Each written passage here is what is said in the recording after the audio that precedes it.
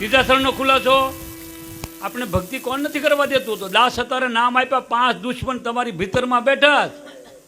પેલો કામ ઊભો થાય, ક્રોધ, મદ, લોભ, મોહ. જ્ઞાને જુઓ તો પણ જ્ઞાન તો છે જ નહીં આપણી પાસે, અજ્ઞાન છે ભરેલા આખા મારી જેવા. આવશે શું ક્યાં 5 ને નહીં મારો તો તમે જમના માર ખાજો. તો કોઈ પ્રશ્ન કર્યો બાપુને, તમે જમ જોયા? કે મેં તો બહુ જોયા. તમે તો ગમે ફોટા જોયા એવા ન હોય તો બાપુ કેવા હોય? કે તારી પાસે આધ્યાત્મિક જ્ઞાન છે તો અત્યારે જમના દર્શન કરાવું તને? એ કે હા બાપુ, તારી વિધાતાના દર્શન કરાવવું, તને અહીં જન્મ કેમ છો એની તને આગળ જેમ જેમ સમજણ પાડી દઉં, અહીંથી તારે જવાનું છે એ તને ખબર પાડી દઉં. એ કે બાપુ કયો? કે જ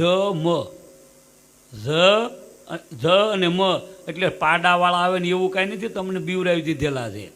જન્મ ને મરણના ફેરામાં 70 થી 80 વર્ષ તમારી સુરતા કામ કરતી બંધ થઈ જાય ને કર્મ કર્યા ને કર્મમાંથી હિસાબ કિતાબ છે. જો આપણો જન્મ કેમ થાય તમારે જ્ઞાન અને વિજ્ઞાનની બેયની ખબર હોય, પછી મૃત્યુ કેવી રીતે થાય? આમાંથી મરતું તો કાંઈ નથી, પણ જન્મ કેમ થાય એ હું તમને પહેલી ઝલક આપું. માની રજ અને પિતાના બૂંદની કાયા બને. માની રજ અને પિતાની બૂંદ, માતા પિતા સમાગમ કરે. પિતાની ઇન્દ્રિયમાંથી 1 થી 10 લાખ અણુ નીકળે. માના પેટમાં દોડ્યું જતું હોય, એની અંદર એક ઈંડું હોય, એની અંદર 4 બોડી પડી હોય, અને 4 માઇલ દોડવાનું, 2 કલાકની આયુષ્ય હોય. એ અણુની અણુ પ્રવેશ કરી અને મુખ બંધ થતી 1 બચ્ચું એકારે 2 એકારે 3 એકારે 4 બચ્ચા થાય. આપણો વાસનામાંથી જન્મ થાય ભાઈ. કોઈને ઈચ્છા હોય તો પાછી પૂછવાની છૂટી હો. આવી રીતે જન્મ થાય. પછી મૃત્યુ કેવી રીતે થાય? પછી 84ની કેવી રીતે ગણિત કરી? 60-70 વર્ષે આપણી સુરતા કામ કરતી, નકરું મારી તારી કરી હોય ને એટલે પછી તેની સુરતા કામ જ ન કરતી હોય. પછી તમારે છેલ્લા 20 શ્વાસ આવે, અહીંથી જ્યારે જવાના થાય ને 20 આ નાભીથી અહીં ભ્રકુટીમાં આવે ને પછી આપણે બેઠા કરે અને આખી કેસેટ આપણી દેખાડે. આપણે હું કર્મ કર્યા, 3 વર્ષથી કર્મની ખબર હોય આપણને. મૂળ સિદ્ધાંત આખો કર્મનો છે, કોઈને કર્મ ન છોડે. અને છેલ્લે રહે વાસના. વાસના જન્મ મરણ કરાવી નાખે અને કર્મ પાછું બીજું જન્મ અપાવી દે. પછી કે ને કે વિધાતા ક્યાં બેઠી? અત્યારે જે તમે કરો ને, તમને દર્શન કરાવો વિધાતાને. અત્યારે તમે જે કરો, ભજન સાંભળો, સત્સંગ સાંભળો, મારી તારી કરો, કોકનું ખરાબ કરો, ખોટું સારું કરો, એ તમે વિધિ જ કર્યા, એને વિધિ કહેવાય. વિધિ એ વિધિનું કર્મ બને, કર્મનું પારબ્ધ બને, અને પારબ્ધથી તમને આમ શરીર મળે. તમે તમારી ખુદ વિધાતા છો.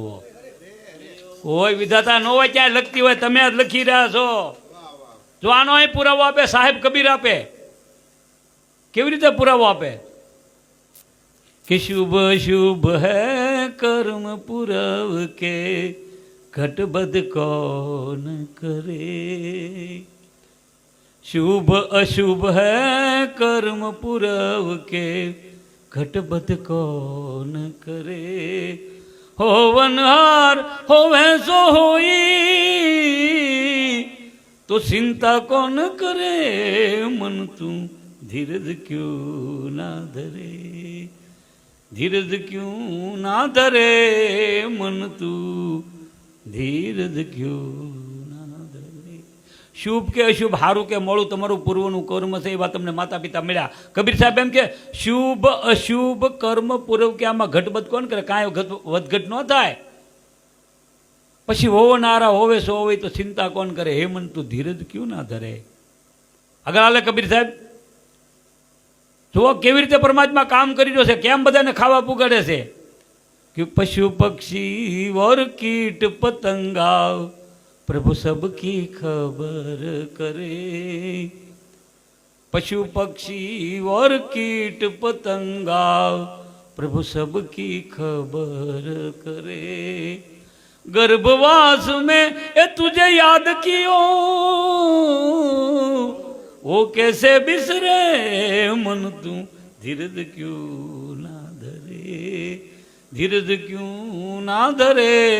मन तू धीरज क्यों ना धरे.